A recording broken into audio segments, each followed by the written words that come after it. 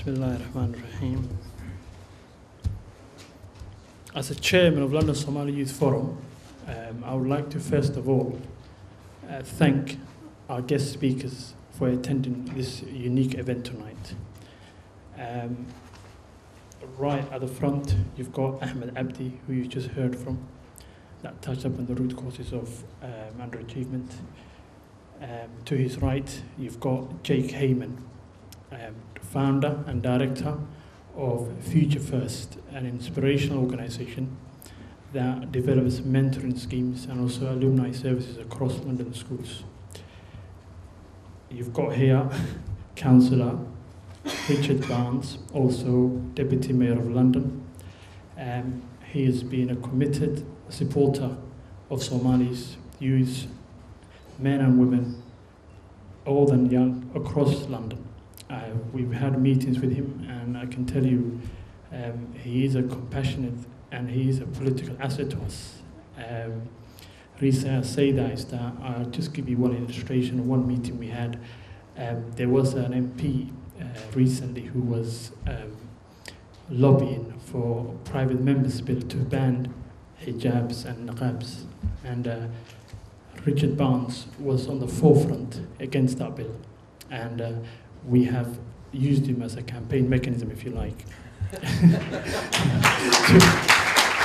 And I thank Richard for that, and the commitment still goes on, and that's why he's here tonight. Secondly, I would like to say that it's an honor and a privilege to have the human resource and the intellectual property of my community in front of me tonight. In my view, in this world, progress is only gained through key avenues: spiritual meaning, capital, and human resources. We have got the human resources in front of us tonight. The challenge is for us, how are we going to use that in order to progress? And this is why you've been invited tonight, in order to see what the resources are, how we can harness it, how we can get to know each other better, how we can unite. You might be asking yourself, what do we do? Who we are?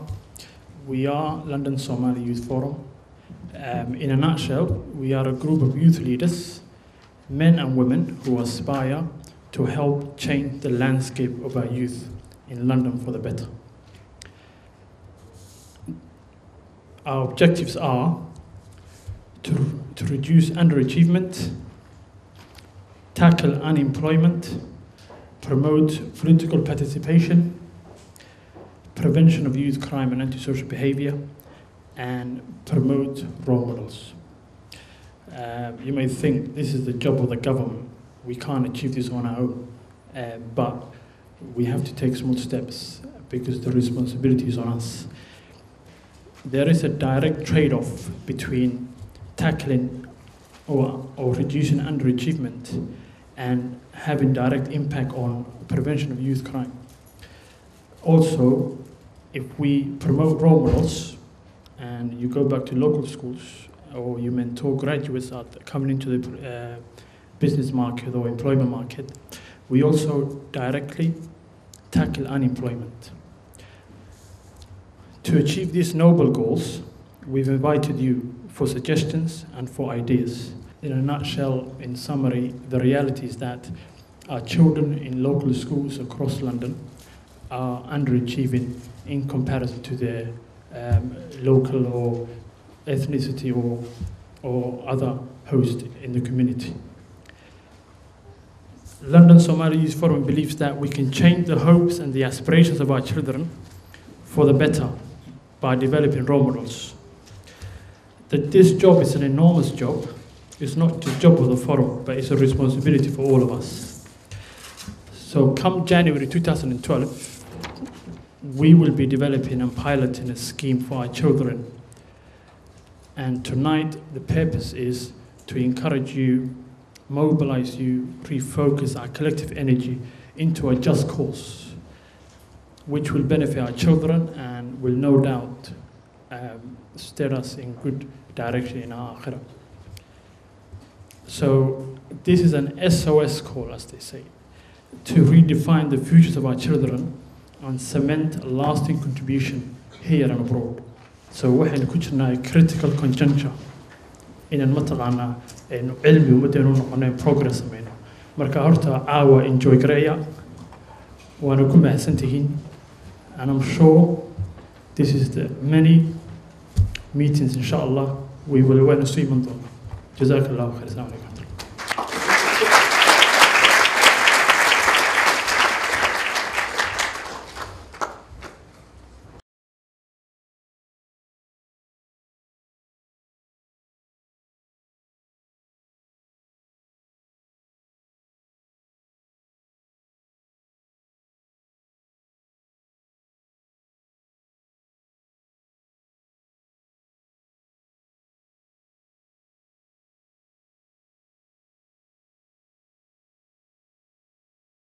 استدقر جروف ليراها أقل كا وقيمة يري 1 مليون بوها جرانفيل أو كرنا أقل كا وقيمة بدل 20 كنا جنيه بوها تذكر إسكول هذا كو كرنا إسكول هذا كويا على rich neighborhood كو يعني قيمة إن كويا على وحبر الشديس عن إنتان امتحان قبل الجارين وحن كلو عن جاي research كله بين out وحلينا وحوي لهبد يو وعلى المها كل عيسى المهي وحويان سيدا recently كقرهاي عرورة إسكول هذا government school كتكتا وح recently أوجادي بقول كيف أفرتن 11th grade كا that they cannot write that they cannot read عرورة الصومالية بالمساجد كويمي ورقد يربانو اللي بيكوت type 5 pounds 3 word for every متبان آخر أبي يشود ولا فرد ومساجد كدار السلام متنو كجوابي واي متبانو دي مركز مرسو 5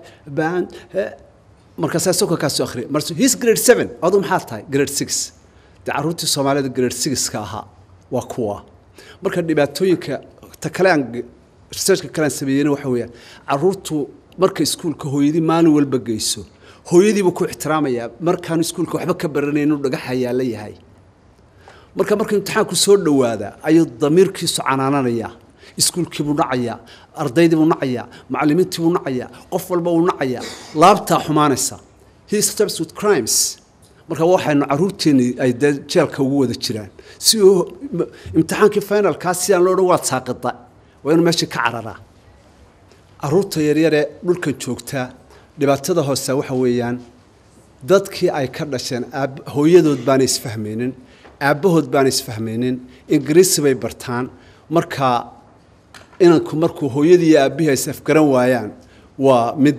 meesha laga yaabo community-giina ka yaraa markuu u yimaado isma afgaran karaan Soomaaliga way ku qosliyaan marka waqtigan aan qorayay waxay 97kii waa marka yararka loo bixiyay fish and chips magaca maalinta barka qaateen weeyaan because the society-goodii bay afgaran kari waayeen waxa kale oo haystay wadankan waxa jira waa la siyaasaa iskuulada racial harassment baa jirta ninkan yar ee wadankan ku soo karay af ingiriisiga buu yaqaana kelmadda lagu leeyahay buu dareemaya ku macalinku ku leeyahay cid kale ku leedahay it hurts marka uu ka didaya waxa lagu leeyahay way isagii fahmaya waxa jira aabihii iyo hooyadii caruurta intooda badan waxay la yimaadeen relatives aabihii hooyadood lama iiban xitaa kuwa aabihii hooyadood la yimi intii aabahood iyo hooyadood ay wax yaqaaneen way waxbay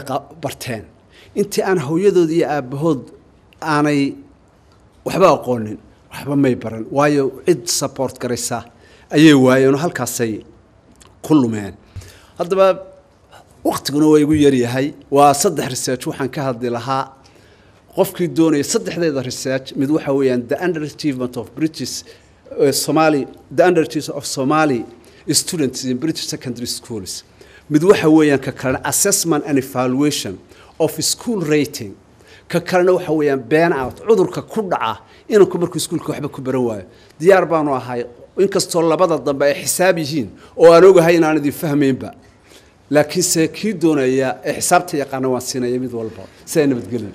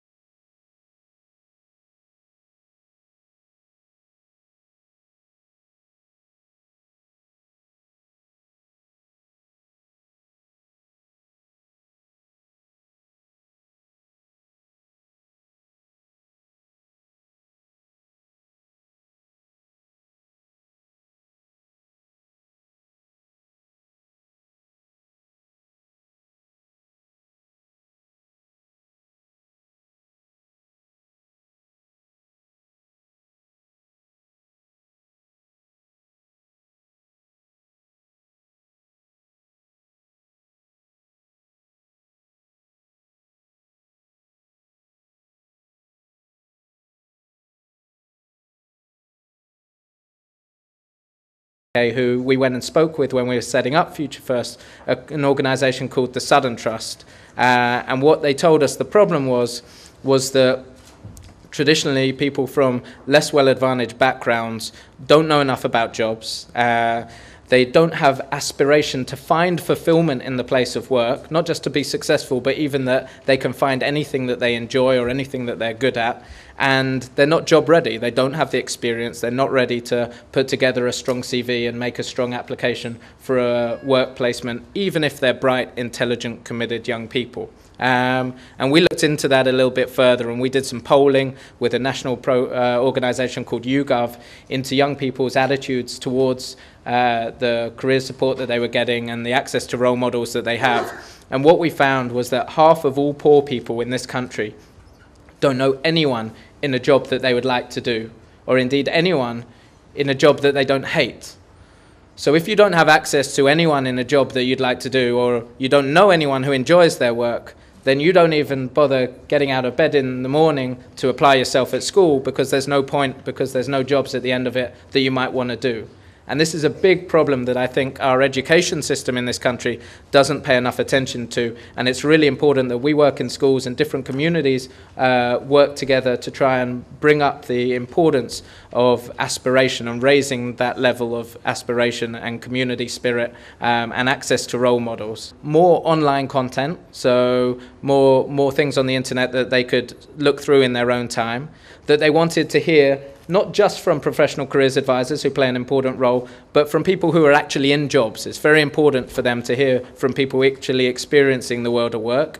And thirdly, that they wanted to hear from people like them. And that was the most important message that we got back, is that we don't want any old stranger who means nothing to me coming in telling me how successful they are. I want to know from people like me. And that's where we came up with the Future First model. And what we do is we go into schools in traditionally tough areas with low levels of aspiration, low levels of social mobility, and we build community networks through a four-step process. Firstly, we go out and find former students who went to that school who are now in a whole range of different jobs. They can be doctors and lawyers, yes, but they can be small-scale entrepreneurs and freelance journalists and beauticians and hairdressers. And we define success as anyone who finds fulfillment in the place of work, and anyone who does something that they uses their skills and their talents. We're looking to roll the program out nationally. We're looking to work in different faith communities, and we really just want to open our experience up to support any other communities, any other fantastic groups like this one who are interested in working in partnership with us or are building their own models, and who we can support in any way. So thank you very much for having me, and good luck.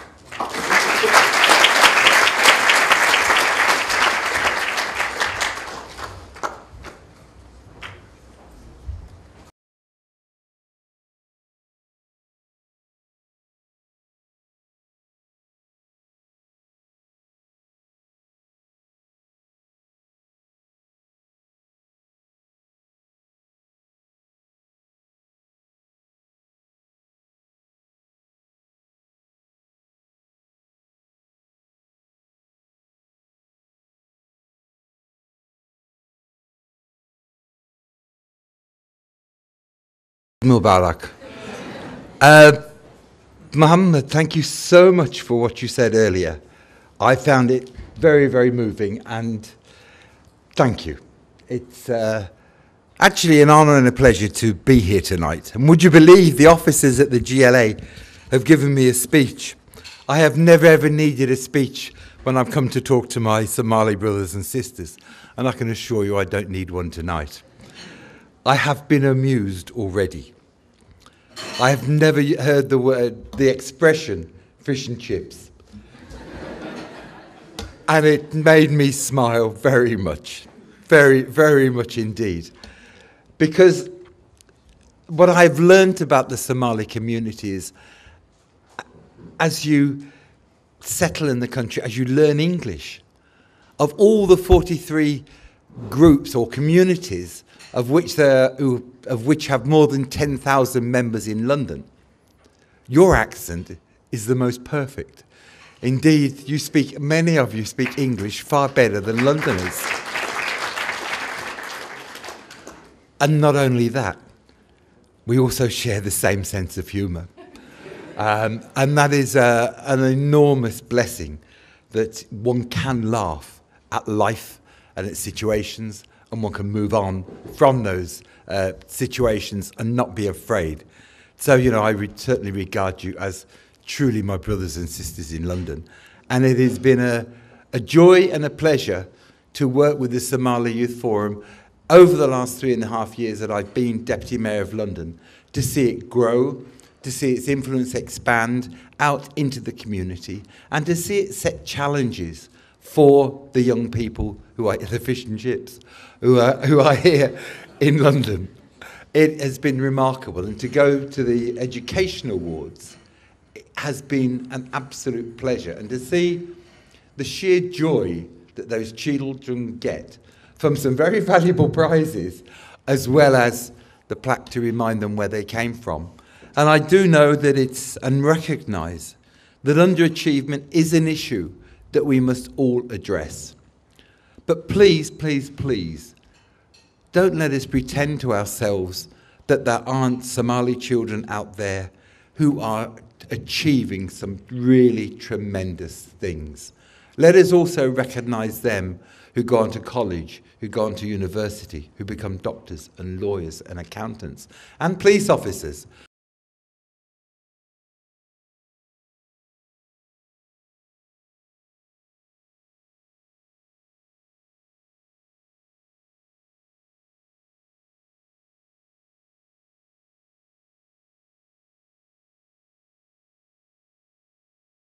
That is something we must all recognise and applaud them for. Don't let us put all of the children together and say they're all failures. They are not, and we must say that. Can I say I have been watching the courts following the riots, and as yet I have not had a Somali name identified to me as being arrested. And presented to the courts. Whether that is the fear of God or the fear of the family, I don't know. It did happen during Ramadan. So God may well have had a message, and we know what major sins caused during Ramadan bring down upon you, and also what the community and the family will follow that. You know, bolts of lightning are, well, they come forked, don't they? One from God and one from Dad. But it is to be recognised. I have not yet. If you know of any, let me know. But that is something truly to be proud of. And it's something that we must get out as a message. We're here tonight to launch the Somali Professionals Network. That in itself is a major achievement, and you are to be truly encouraged to stand forward as role models, as mentors, whatever you can do to give back to the community, to bring people on, to show them that achievement is not something that comes from outside. You don't get it for Christmas or with breaking the fast. It is something you have to work for, and he's just written a note saying, hurry it up. And he hasn't given it to me yet. I saw him write it. But achievement is something that comes from within yourself. But people need help to achieve. That is why I've completely written the equality and diversity policies at the GLA to be called Equal Life Chances for All. And that means some of us needs more help and more input than others. We must all be prepared to give that input and to help people. Some will fall, some will falter, some will stumble. But it is for us who are achieving to catch them and carry them forward. We have at the Mayor's office a mentoring programme, and I will endeavour to ensure that your mentoring programme is linked in to that, so where we can reciprocate, duplicate, and not duplicate, and where we can actually be working together, I will do my absolute best to ensure that that can happen. And it might be over training, it might be a whole range of things, but we can work together to make this, our city, the best capital city in the world. Ladies and gentlemen, thank you very, very much indeed, and well done.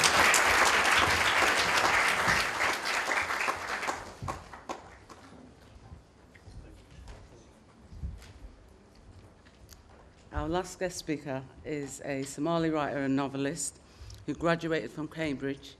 Her first book is Black Mamba Boy, which was published by HarperCollins.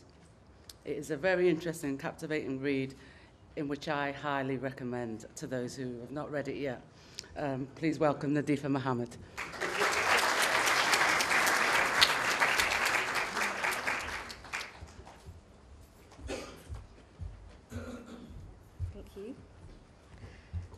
Thank you for inviting me tonight. It's a pleasure to be here. I'm currently writing my second book, so I'm slightly out of step of making speeches, but I'll try my best. I'm going to talk about the experiences I've had and compare them to my father's. He arrived in the UK in 1947 as a sailor. He worked on the ships as a fireman in the engine rooms, and it was a job that English people didn't want. So that enabled Somalis to get a foothold in. They were paid 3/4 of the amount that English sailors were paid, but it was still a massive opportunity for him. And he didn't know where England was when he set out for here. He had heard about it, but he didn't know where it was, what it was. He just heard that he could get a good job there, and it brought him here. And that small decision was a sliding doors moment for him. It changed the fates of not just him, but of his children and grandchildren, and who knows what other generations to follow. So it made me think about what kind of sliding doors moments have been in my own life. And one of them could have been when I was 4 years old, when I came to England myself from Hargeisa in Somaliland. And that opened up a new world to me, a new language, a new way of life.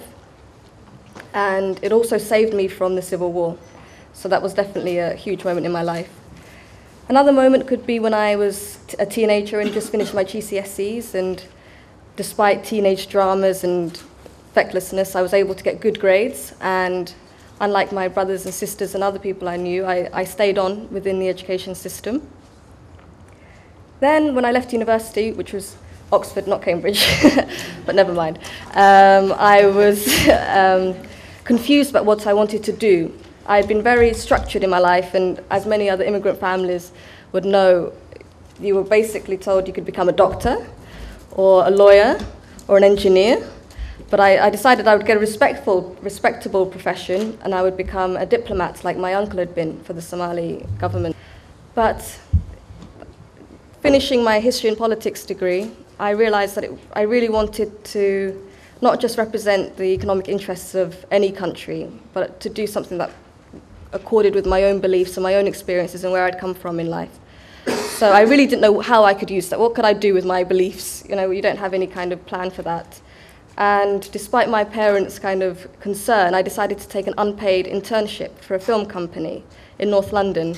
So there'd be 2 hours there, 2 hours back. And it was a very sort of strange job, which had no structure. And what it enabled me to do is it gave me space to think. And that's the first place, actually, that I started writing. And with the encouragement of the director, who told me, you know, you've got a talent for this, which I would have thought before, I decided to pursue that. And my father believed in me when I said I would write a book about his life. But to most other people, it'd be like, but you have no experience of writing, you know, why don't you get a proper job? Why are you wasting your degree? Why are you not doing this? Why are you letting yourself be left behind? So it took a lot of kind of stubbornness to resist that pressure when you're writing with no clear aim, no publication in mind or anything like that. It was just something I had to do.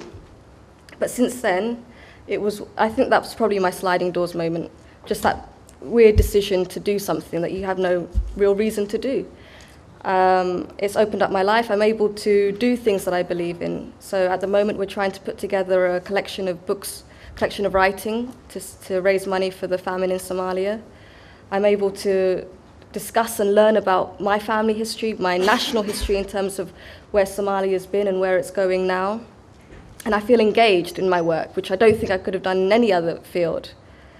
So if I had any advice, it'd be to be stubborn, to not listen to people, because you know sometimes it does definitely take time, and I think maybe people are pressured as well to learn or to decide too quickly what they're going to do with the rest of their lives.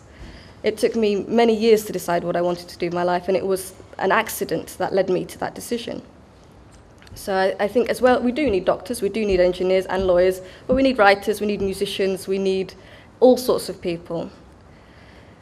If I had any other experiences to describe, it would also be the fact that as a Somali, I feel a responsibility. I think when I can't really speak for English professionals, but I would feel that as an English professional, you live in a stable country where there's less demands on you. While with Somali, you feel like there's constant demand on your time, on your attention, on your pocket, everything, and it's not something you can give up easily. And I don't want to give it up easily.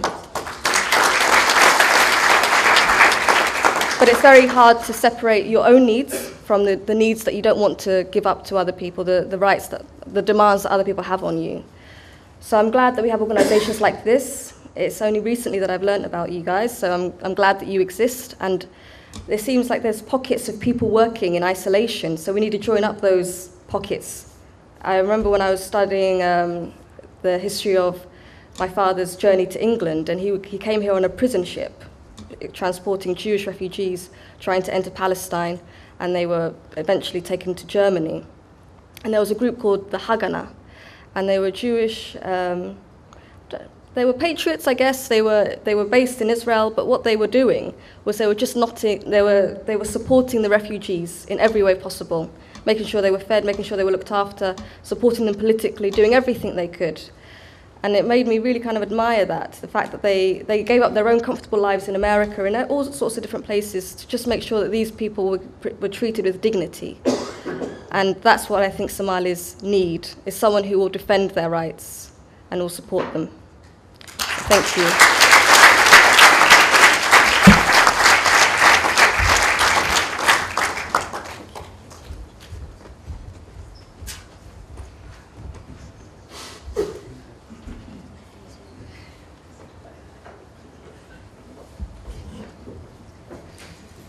Now we're going to open up the event to the main networking event. As you know, everybody has a colour on their badge.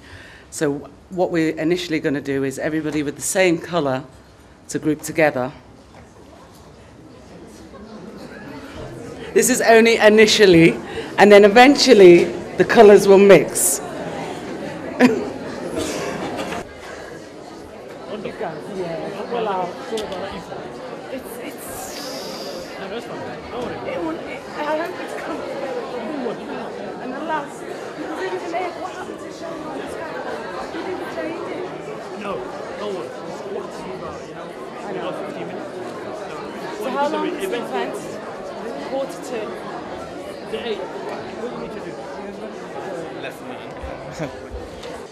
waa tahay weli waxaynu bartan kaga jirnaa barnaamijkii aanu ku wareysanaynay kulanka dhalinyarada mutacalimiinta ah ee ka dhacay magaalada London.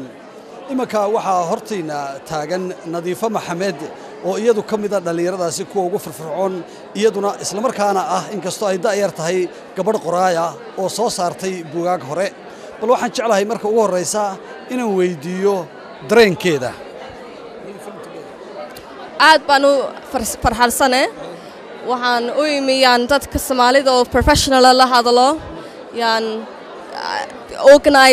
organization sameeyno oo dadka Soomaaliya jooga wax u sameeyno.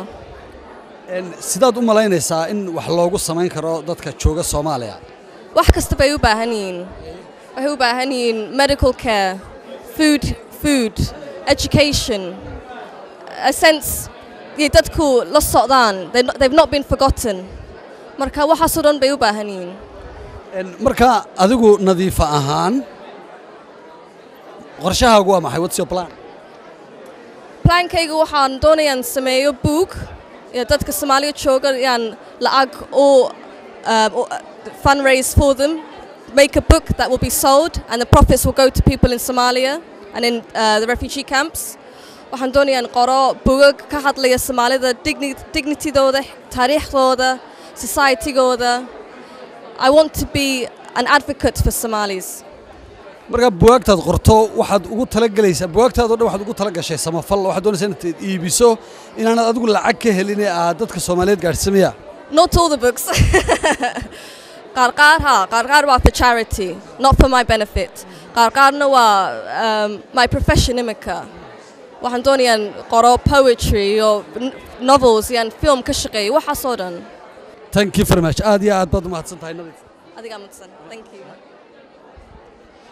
waa tahay waxaan rajaynaynaa Nadiifo mustaqbalka in iyadoo gabayo af Soomaaliya na idin tirin doonta oo akhri doonta maadaama ay leedahay hibadii iyo talentkii Ilaahay siiyay.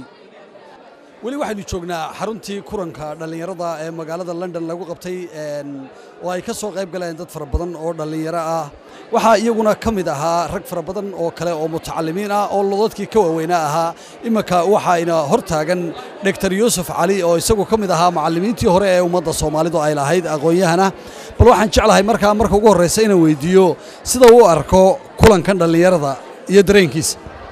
kulankan dhalinyarada waxaan arkaa actually inuu aad u wanaagsan yahay waa wax loo baahnaa in hadda ka hor la qabto waxaan aad iyo aad ugu farxay dhalinyarada badan ee wax baratay ee ka soo qayb gashay waxaan rajaynayaa in kulamada caynkana la xoojiyo waxaan kaloon ku talinayaa had iyo jeer waxaan maqalnaa under achievement Soomaalida oo laga sheekeynayo anigu waxaan qabaa in iyadana la xoojiyo inamada iyo gabdhaha wax bartay halkan waxa kala kulmay gabdho iyo wiilal wax bartay oo culum kala gedisan bartay qaar lawyer ah qaar dhakhtar ah qaar engineer ah marka waxaan doonayaa in taa la xoojiyo oo lagu dhiirigeliyo kuwa wax bartay si ay ugu daydaan kuwa kale haddii laga hadlo waxoogaa dib u dhacay waxa imanaysa in kuwii kalena ay niyad jabaan marka waxay la tahay in la xoojiyo inamada iyo gabdhaha yaryar ee wax bartay ee maanta ka qayb galay horumarka dalkan iyo dalkoodii labadaba sidee baad u malaynaysaa inay wax ku tari karto imika kulankan dhalinyaradu iyagii baa isbartay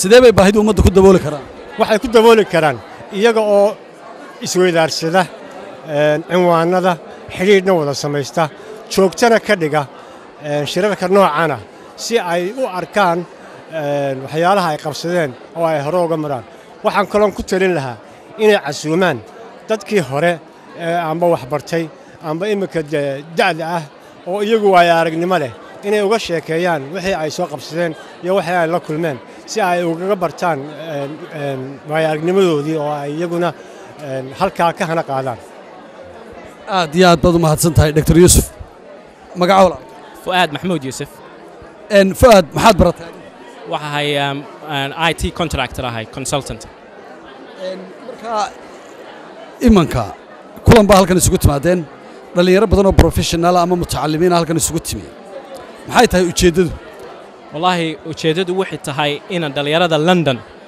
degan la isku keeno oo isku bartaan dhalinyaro oo professional ah oo cilmi wanaagsan bartay oo jaamacadaha ka soo baxay doctoro lawyero IT consultant in meel isku imaadaan oo iyagu isku bartaan oo xiriirka la soo dhaweeyo iyagu hadday isbartaan dadkii maxaa faa'iido ugu jira wallahi faa'iido weyn ugu jirta faa'iidaduna waxa weeyaan dhalinyaradeena yar in iskuulka ku jira wuxuu u baahan yihiin dad professional ah oo role models u noqdaan oo su'aalo weydiin karayaan haddii doonayaan for example noqdaan lawyer sidee baa lawyer noqdaan yani wiil yar oo 15 jir oo iskuul ku jira oo yara confused oo garaneen oo doonaya advice oo doonaya la caawiyo maanta xaggani joogaan dhalinyarada London ugu wanaagsan marka that's the purpose yani oo maanta la isku imaaday xageed ka shaqeysaa adigu anu wallahi horta waxa ahay IT freelance contractor 20 sanadood wadanka joogay marka experience badan aan leeyahay waxa ka shaqeyn jiray companyal waaweyn like Oracle company Mareykanka Dell ayaa u shaqeeya maantana I'm self employed contractor ahay marka waxa u shaqeeya for example imaka company laada Dairy Crest marka IT system koola u sameeya consultant ahay marka alxamdulillah sidii wadanka u yimaaday ilaahay albaab badan u furay waxa soo dhanna family iyo reerkayga ayaa yani waxaan oo dhan alxamdulillah maanta xagan ii keenay marka adigu imaka shakhsiyan maxaad u malaynaysaa inaad ku caawin karto carruurta Soomaaliyeed ee cid ay ku dayato ama role model ka u baahan wallahi sidoo ku caawin karo wax weeyaan horto wax advice iyo help hadii u baahan yihiin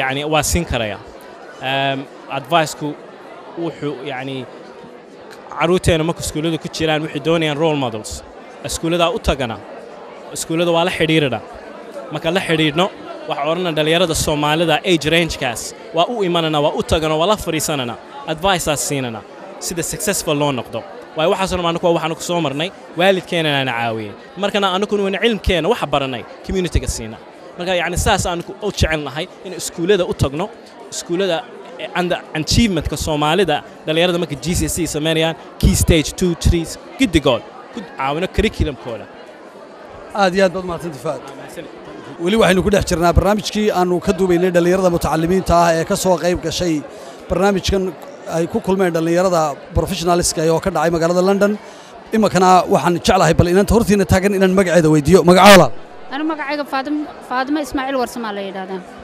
فاطمة واحد كورنتا بل درين كاغا عاو. درين كاغا عادي ياد بانو كفرح سنة هاي.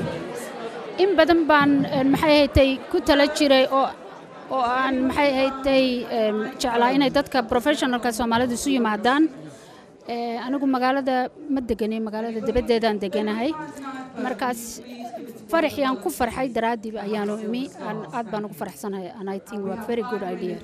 maxaad u malaynaysaa marka laga tago kulankan dhalinyaradu inay iyagu isbartaan dadka Soomaalidu maxay ka faa'iideyaan waxay ka faa'iideyaan waxa Soomaali oo dhan isu wada timi oo professional ah oo qaar loo yihiin oo qaar dhaqaatiir yihiin waxay ka faa'iideyaan marka iyagu isbartaan caruurahoodii kale ee wadanka joogay ee wax baranayay ayaa ku dayan doona oo baran doona oo dabadeedna iyaguna higsanaya aad iyo aad baad mahadsantahay Faatimo Abukar bal waxaad ka warantaa maxaad u qaabilsantahay adigu imaka ururkan dhalinyarada ururkan waxaan ahay afayeenkooda dhinaca meedeeda oo qaabilsan caawa arintan dhacday runtii de indhahaagadna uga jeeday waxaan meeshan ka dhacay ilmuhu markay dhashaan dadka Soomaalida ay waxyaalaha ugu duceeyaan waxa kamida hooyakii dalkaaga iyo dadkaaga iyo diintaada anfacan noqo dadkan dhalinyarada caawa meesha isugu yimid waa kuwa dantoodii ka soo baxay oo anfacay oo wada professional ah waxaan isku daynaa marka iyaga inta isu keenno inaan u gudubno ducada qaybtii labaad iyo qaybtii saddexaad oo ahayd dadkaaga iyo dalkaaga waa anfac runtii aad baan ugu faraxsanahay ka soo qayb galo maxaad u malaynaysaa marka laga tago isbarashadan maxay ka faa'iideysaa bulshada Soomaaliyeed waxay ka faa'iideysaa sidii uu sheegayay jeerku haddaad garanayso community-gaaga qofkeebaa loo yara haddaad garanayso qofkeebaa dhaqtara database inta loo sameeyo aanu naqaan baahidayada meeshii aanu u doonan lahayn in loo heli karo qof Soomaaliya taas laftigeeda waxay tahay wax weyn maxaa mustaqbalka markaa qorshaha ku jira mustaqbalka London Somali Youth Forum qorshaha waxa ugu jira inay sii ballaariso oo Somali Youth Forum in UK oo dhan laga dhigo Europe oo dhan laga dhigo de fishingka iyo aragtida dheer way sii socotaa hamiga iyo dreamkuna way sii jirayaan insha Allah aad iyo aad baad mahadsantahay Abukar waayahay magacooda waxa weeye Maxamed Cali Liibaan iyo loo yaqaan Guuleed Haruun Ibrahim waa tahay waa lix magac waxaan ku weydiiyay maxaad qabataa adigu anigu imika 2 sano ka hor baan jaamacad ka soo baxay laakiin imika ganacsi baan ku jira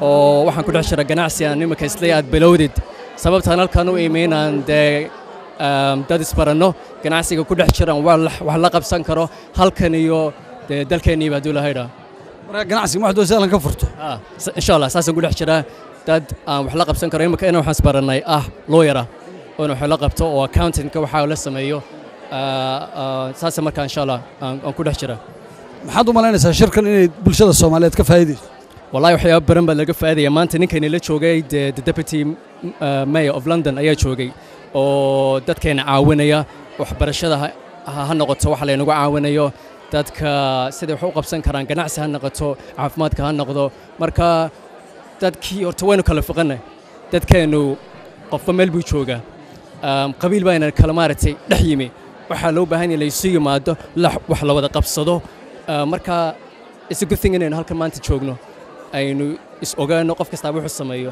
dabdada maanta isbaranay oo hebelkaasu sameeya kanuu sameeya marka wallahi waa alxamdulillah waxaanaynu u baahanay aad iyo aad baad mahadsantahay Maxamed waad mahadsantahay anigu inkastoo uu yiri waan gabiyaa laakiin anigu waxaan akhriyaa erayo isku tagay marka dadka gabyo ee inta nala joogo hadday dhahaan waxaan gabay maaha iga raali hada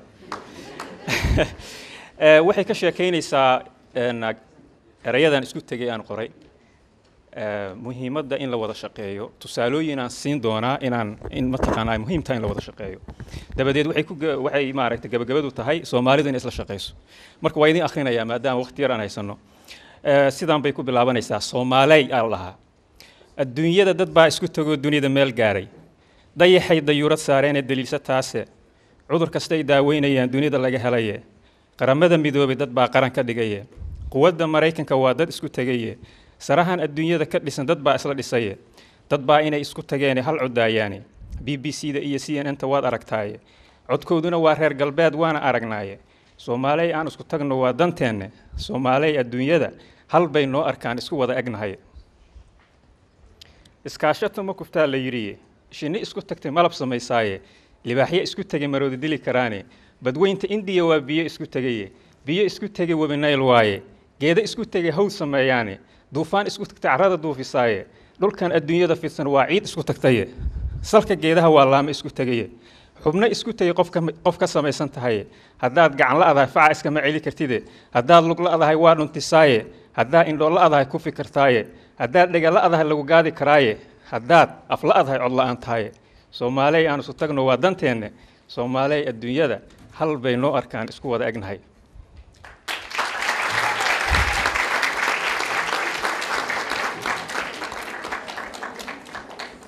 waad mahadsantiin qabyaaladaad wadaan meel naga geeyanaa reer hebel iyo reer hebel heer ma gaari doonaane Soomaali isku tagtaa meel gaari karaysa eega adoo daashiyo cilmiga dhamaysay shaqa doona dhahday wadan shisheeye markii wajigaaga la arko Soomaali socdaa tahay shaqa lagu diiday Soomaalinimadaada adigana qabyaalada qadarisa isla weyn tahay Soomaalay aan isku tagno waa danteenne Soomaalay adduunyada hal bay noo arkaan isku wada egnahay qabiil hebel waa isku dade dadkoo dhan waa isku dade aabba iyo hooyo waa aadan iyo xaawo Soomaaliyan kan nahay isku dadnahay Soomaalay aan isku tagno waa danteenne Soomaalay adduunyada hal bay noo arkaan isku wada egnahay waad mahadsantihiin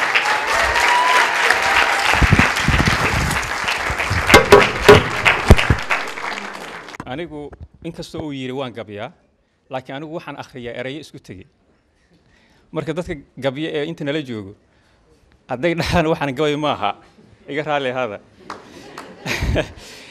waxay ka sheekaynaysaa erayadan isku tegay aan qoray muhiimadda in la wada shaqeeyo tusaalooyin aan siin doonaa in mataqaanaa muhiim tahay in la wada shaqeeyo dabadeed waxay maaragtay gabagabadu tahay Soomaalidu in isla shaqeyso marka waa idin akhrinayaa maadaama waqti yar aan haysano sidaan bay ku bilaabanaysaa Soomaalay allaha adduunyada dad baa isku tago dunida meel gaaray dayaxay dayuurad saareen ee daliilsa taase cudur kasta ay daaweynayaan dunida laga helaye qaramada midoobay dad baa qaran ka dhigaye quwadda Mareykanka waa dad isku tagaye sarahan adduunyada ka dhisan dad baa isla dhisaye dad baa inay isku tageen hal codaayaani BBC-da iyo CNN-ta waad aragtaaye codkooduna waa reer galbeed waana aragnaaye Soomaalay aan isku tagno waa danteenne Soomaalay adduunyada hal bay noo arkaan isku wada egnahay iskaashato ma kuftaa la yiri shinni isku tagtay malab samaysaaye libaaxyo isku tagay maroodi dili karaane badweynta Indiya waa biyo isku tagaye biyo isku tagay webi Nile waaye geeda isku tagay hawl sameeyaane duufaan isku tagtay carrada duufisaaye dhulkan adduunyada fidsan waa ciid isku tagtaye salka geedaha waa laamo isku tagaye xubno isku tagay qof ka samaysan tahay haddaad gacan la adahay faca iska ma celi kartide haddaad lug la adahay waa dhuntisaaye haddaad indho la adahay ku fikirtaaye haddaad dhega la adahay lagu gaadi karaaye haddaad af la adahay cod la'aan tahay Soomaalay aan isu tagno waa danteenne Soomaalay adduunyada hal bay noo arkaan isku wada egnahay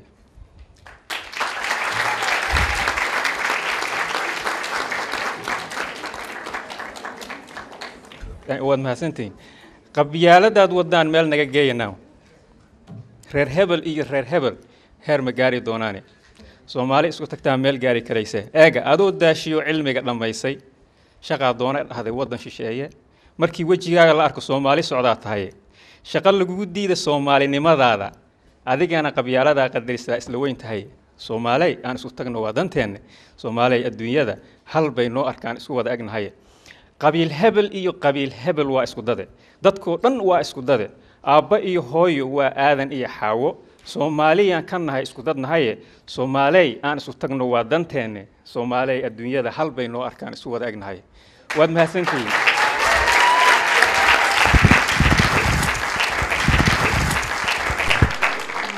intaasi waxaanu ku soo gabagabaynaynaa barnaamijkii gaarka ahaa oo idinka soo gudbinaynay Hamilton House oo ku yaala magaalada London halkaasi oo ay ku kulmeen dhalinyarada aqoonta leh ee ummadda Soomaaliyeed gaar ahaan magaalada London waa cali sayo idin leh nabadgeliyo iyo nooli kulante